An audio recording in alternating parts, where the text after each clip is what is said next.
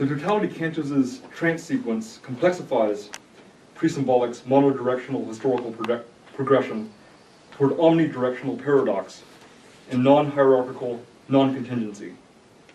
Its 100 cantos can be thought of as 100 lines and 550 words that insubordinately develop 100 times over overlapping concentrations of conceptual substructures.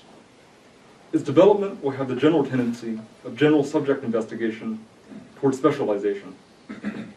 In common with Braxton's relationship to his work as an affirmation of his life experiences and his ghost trance music as a structural tool for mapping out the spaces of his music system, and his approach attempting to vibrationally and systematically view the whole of Earth creativity and its related information continuums, I'm looking forward to writing the totality cantos as an aid to living, learning, and being as creative as possible in the context of totality.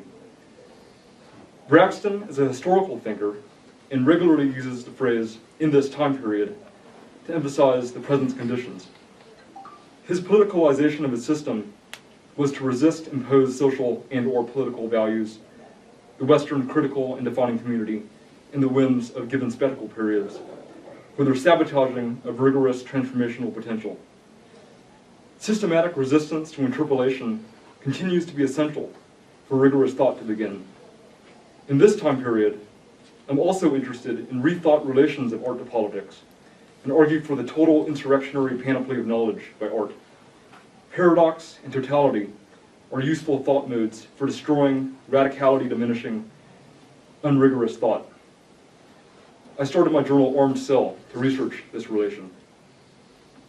My future uses for trance sequence are a poem titled Trance Sequence, which will have more in common with ghost trance music's defined city-states concept by using systematically various forms and different numerals for its concentrations of materials investigating an insurrectionary conceptualism, and a poem titled Dimensions of Capital, which will use a three-dimensional grid cell structure to investigate present political economy.